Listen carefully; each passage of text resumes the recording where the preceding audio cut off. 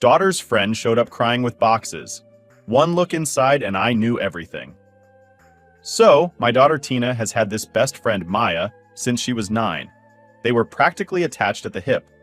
Honestly, I don't even remember a time when Maya wasn't around our house. If you came by on any random day, you'd find her there, just as comfortable as Tina. She had her own spot at the dinner table, her own blanket on the couch, and a key to our house. Yeah, a key. I mean, it's not something I do lightly, but Maya was like family to us. At some point, it stopped feeling like Maya was just a friend and more like I had a second daughter. She was there for every little moment, birthday parties, holidays, even our family reunions. And she never just came to hang out with Tina. She'd spend time with all of us. My wife loved having her around, and honestly, I did too. She was just one of those kids who felt like they belonged, you know? Maya had this big, bright personality that filled the room. She was always smiling, always kind, and seemed genuinely grateful to be part of our lives. If Tina was our little spark, Maya was the steady flame. They'd spend hours together, watching movies, talking about school, playing games, or whatever it is that teenage girls do. Their friendship was something I admired. It seemed like it would last forever. Now, Tina and Maya's personalities were a bit different, but they balanced each other out. Tina's more of a dreamer, sometimes a little impulsive, and Maya was the grounded one, the type who'd help Tina think things through.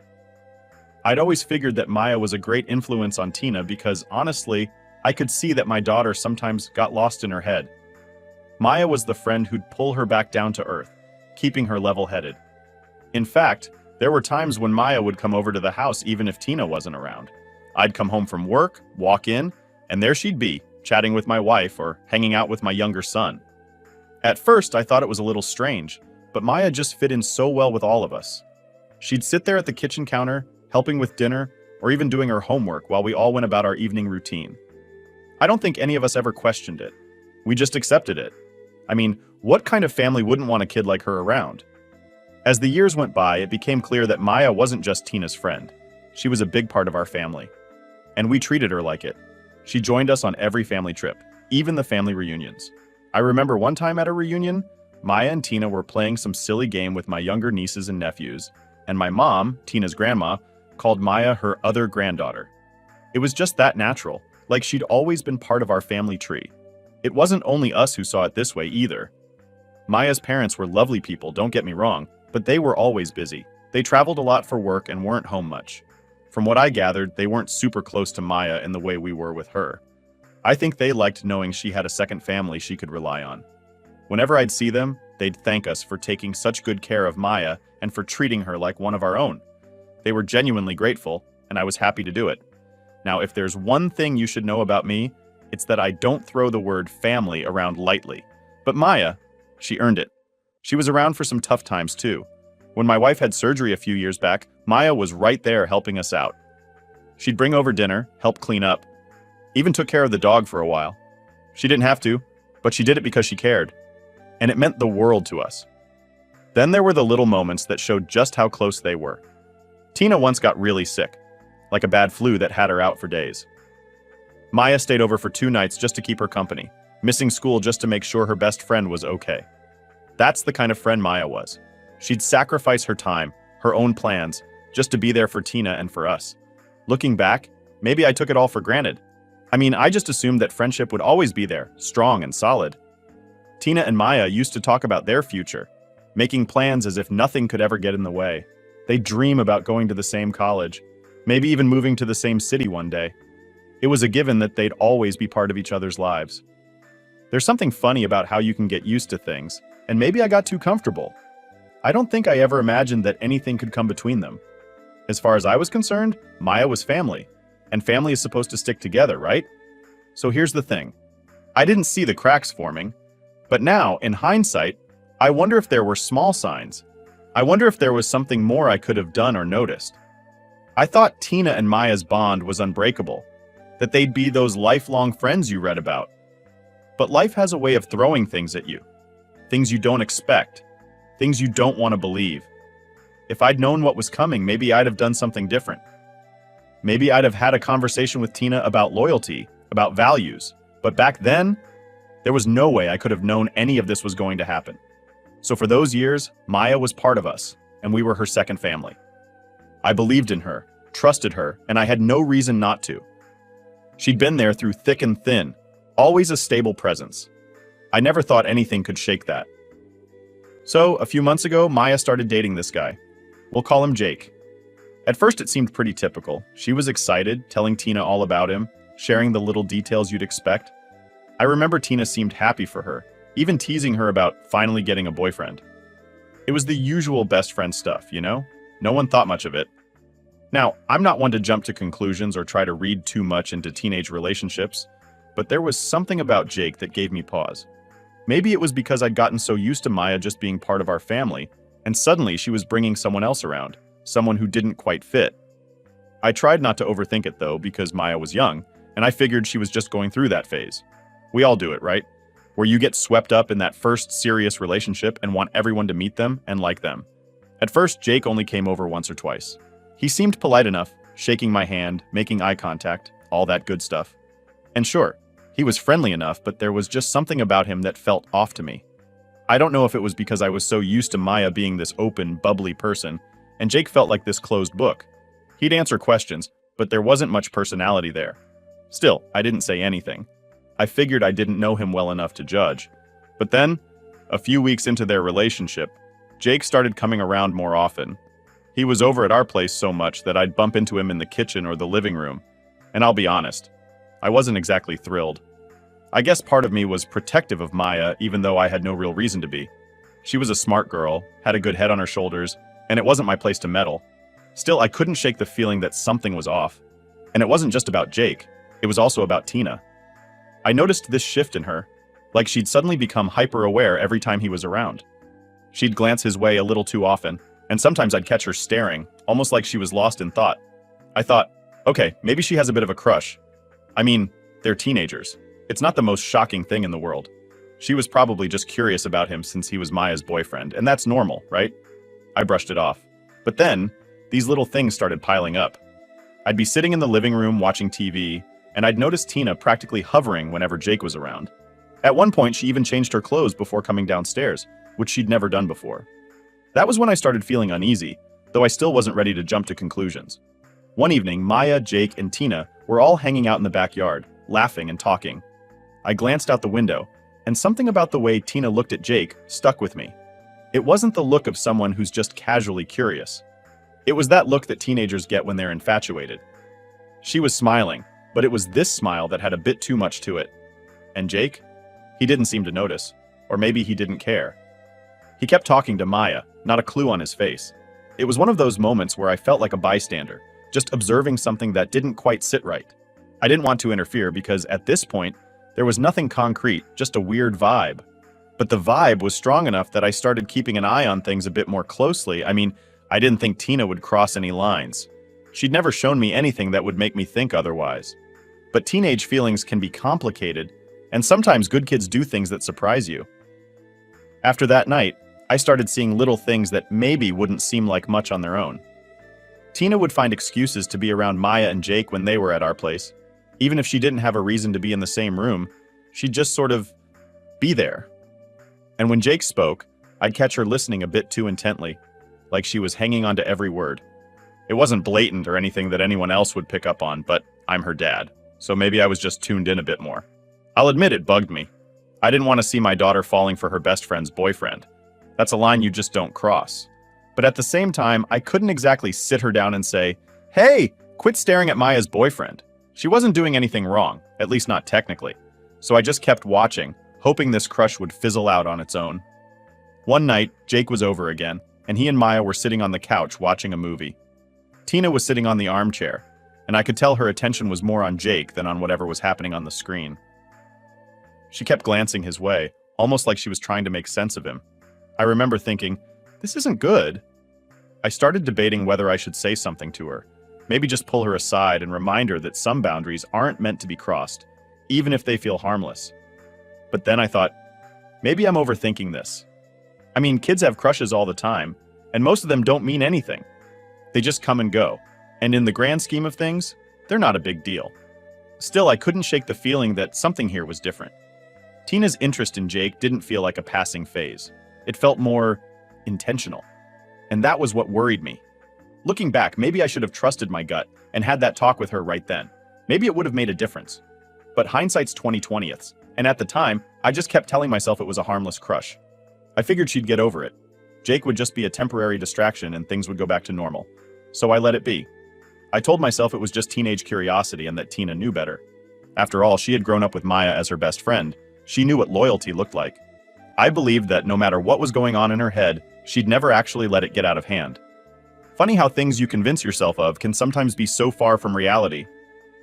So one day, out of nowhere, Maya shows up at our house like a storm. And I mean, it was intense. She came tearing down the driveway, slammed on the brakes, and before I knew it, she'd hit the corner of our garage.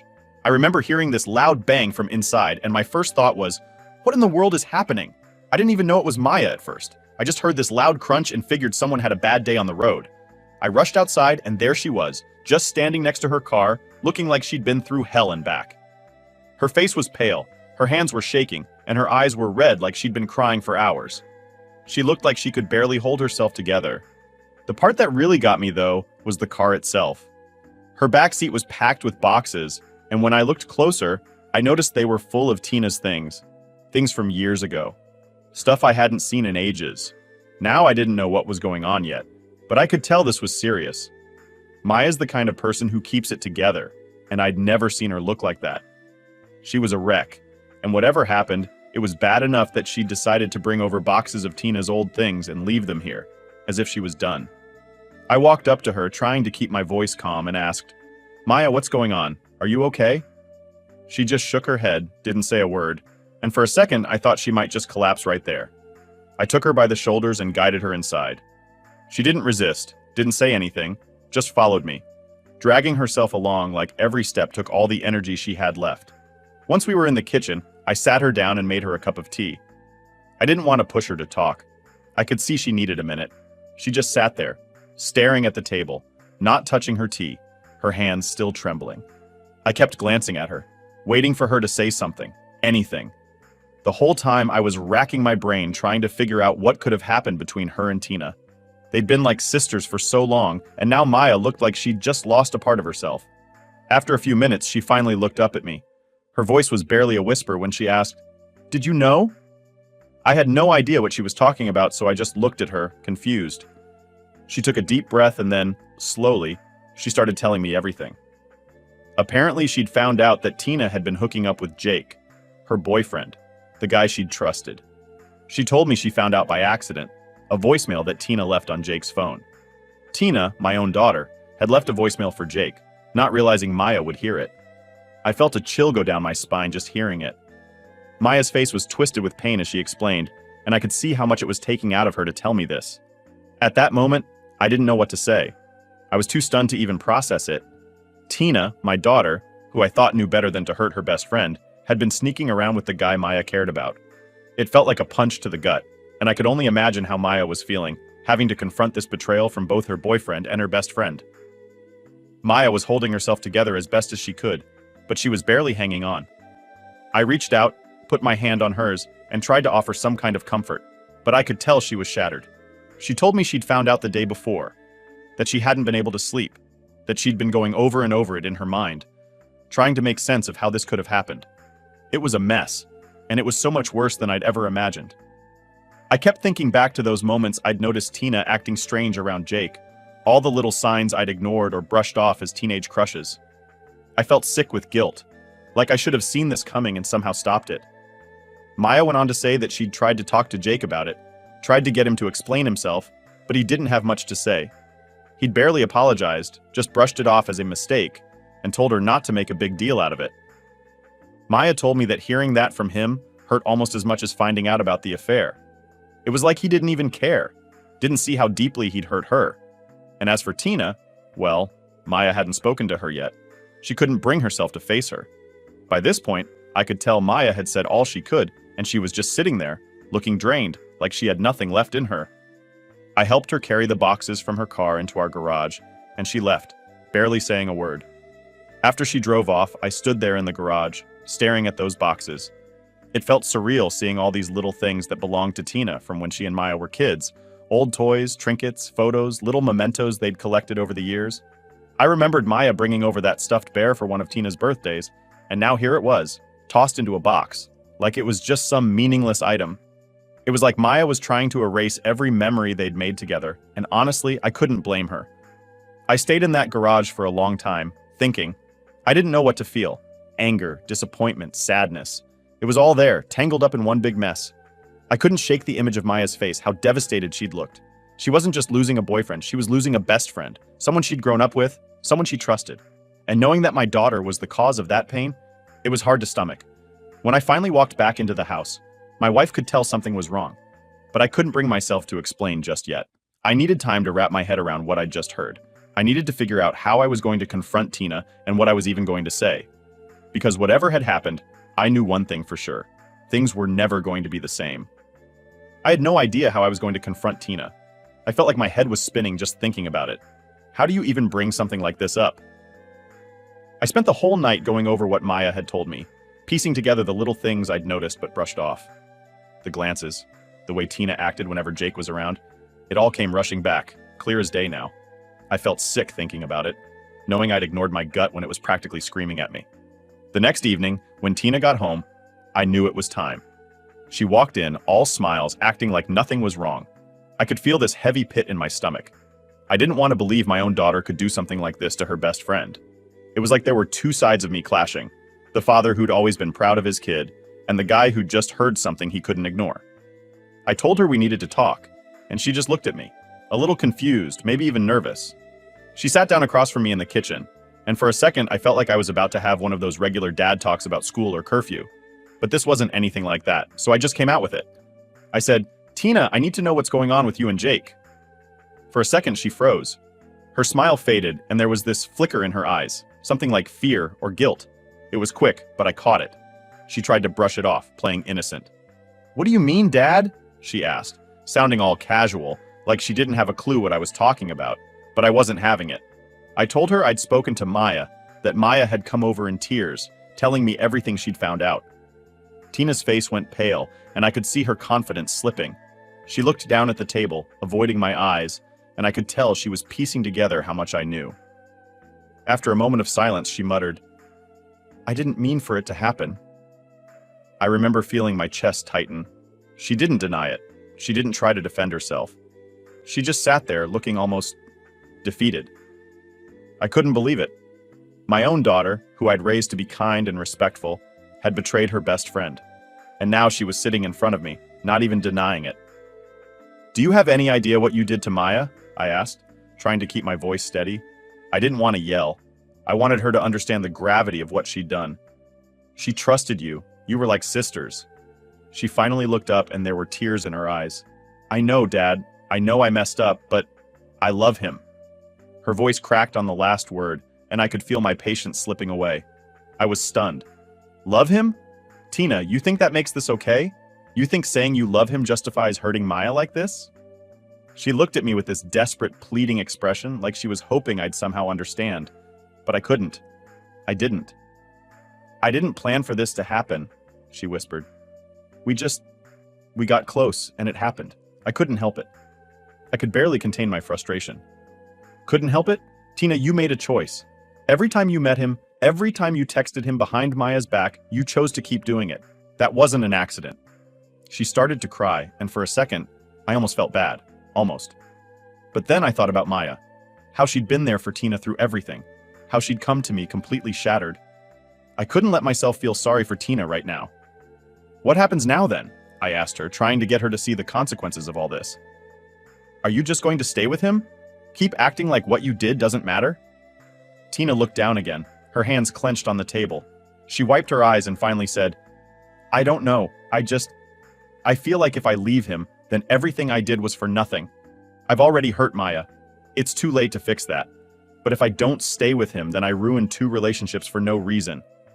Her words hit me like a slap. It was like she was admitting she'd done something terrible but was still trying to rationalize it. I could hardly believe what I was hearing. "So you're staying with him out of guilt?" I asked, shaking my head. "That's how you're justifying this?"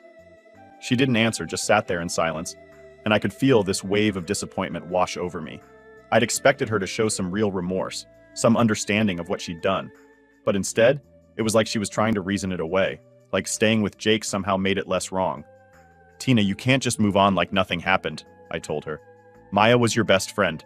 You can't undo what you did, but you could at least show her some respect by admitting you were wrong.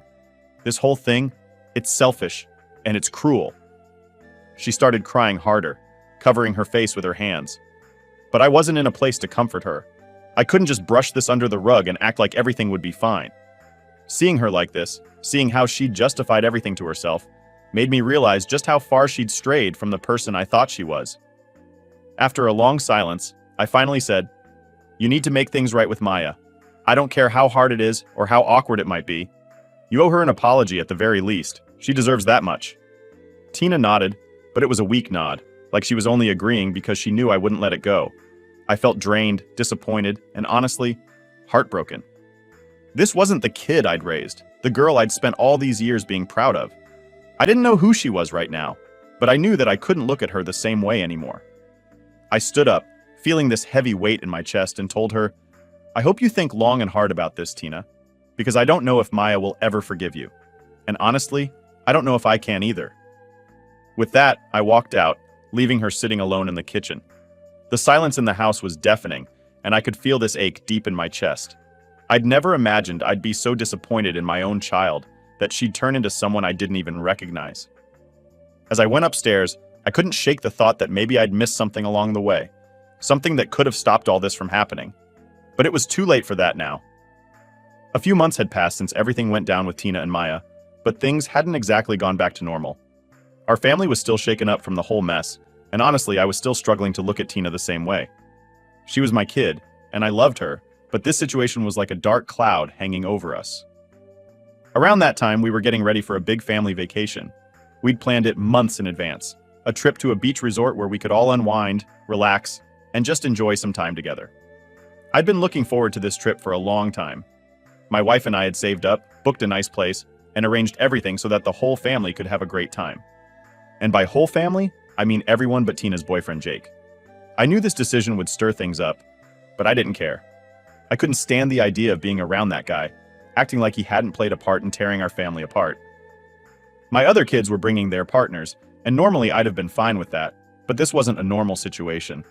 I didn't want to spend a single minute of my vacation looking at Jake, being reminded of everything that had happened. So I told Tina straight up. Her boyfriend wasn't invited. She looked at me like I just told her we were canceling Christmas.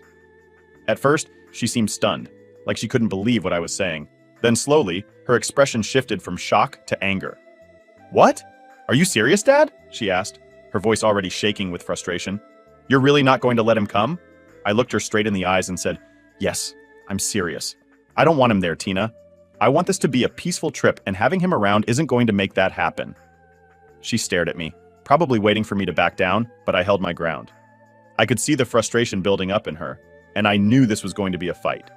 But I wasn't about to bend on this one. I'd already compromised enough, trying to let her figure things out after what she did.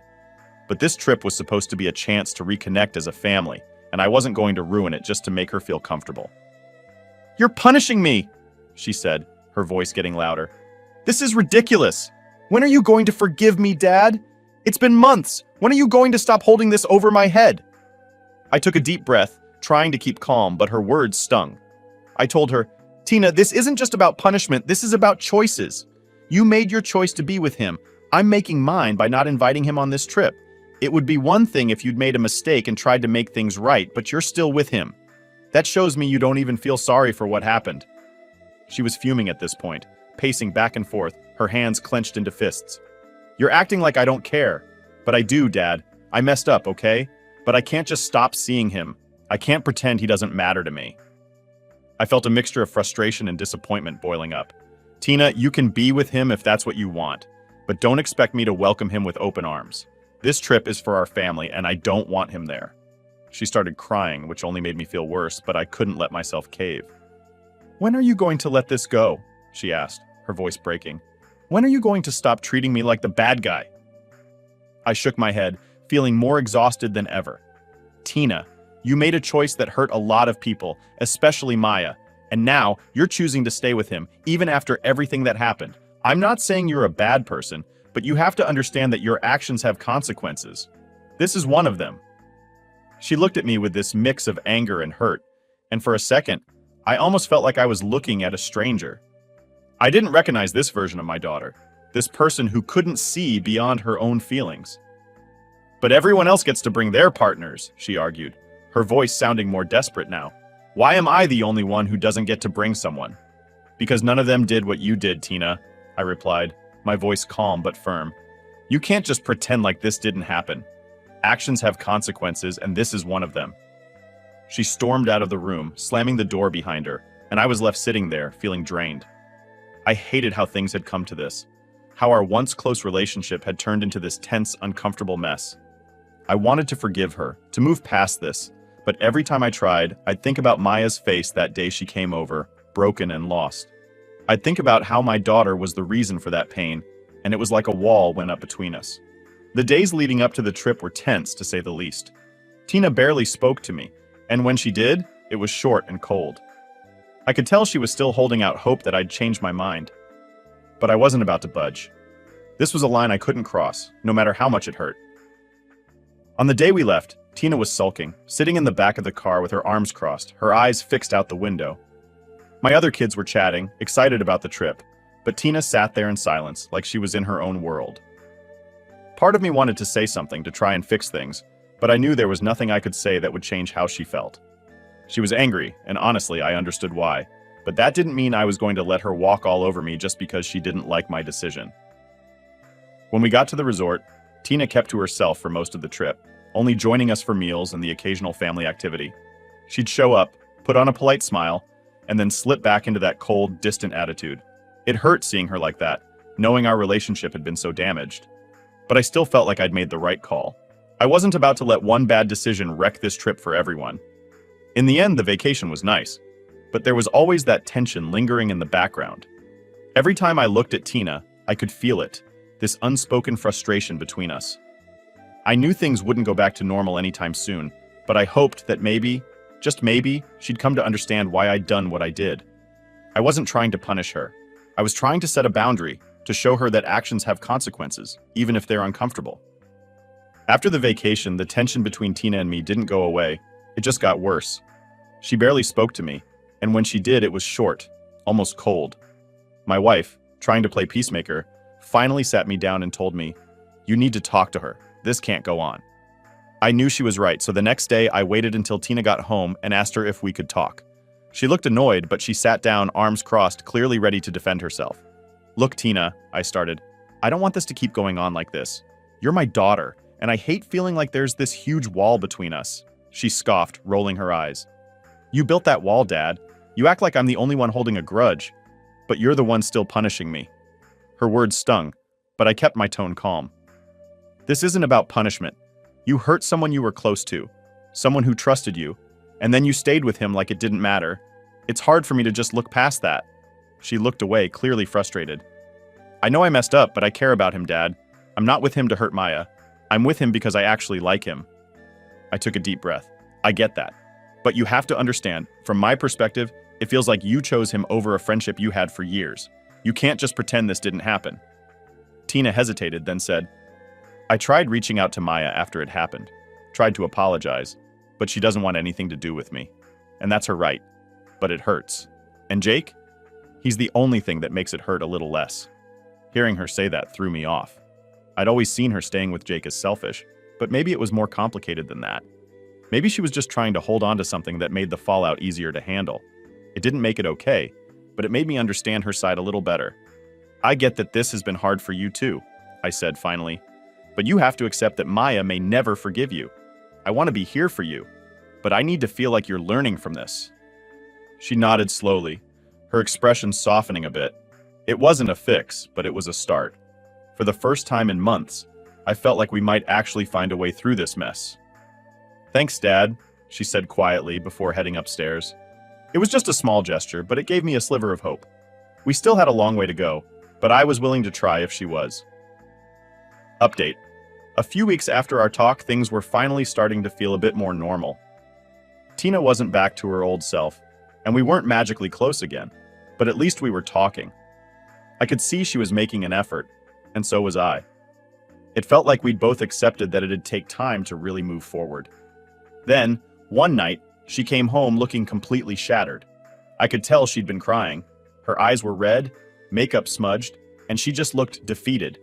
She didn't even make it to her room. She sat down at the kitchen table and just stared at the wall, like she was trying to hold herself together. I asked if she was all right, even though I knew the answer. After a long silence, she finally muttered, "Jake cheated on me." She looked down, embarrassed and hurt, like she didn't want to say it out loud but needed to get it off her chest.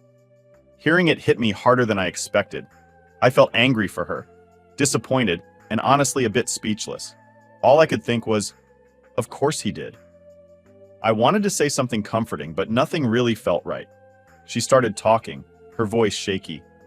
He'd been acting weird for a while, and I guess I ignored it. I thought maybe he was just stressed. But then today he slipped up. I found out he's been seeing someone else. She stopped, and I could see the weight of it sinking in for her. He's been lying to me this whole time. I didn't say, "I told you so," but I think she could see it in my face. Instead, I just put a hand on her shoulder. "I'm really sorry, Tina," I said, and I meant it. I knew that in her own way she cared about him, and this was hitting her hard. Tina shook her head, wiping her eyes. Maybe I deserved it," she whispered, like she was struggling to even believe what she was saying. I didn't agree with that. Sure, she'd made mistakes, but nobody deserves to go through this. "Look, Tina," I said, "you didn't deserve this. You learned something tough, and you'll grow from it. But don't think you brought this on yourself. What he did says more about him than it does about you." She nodded, looking a bit more at peace.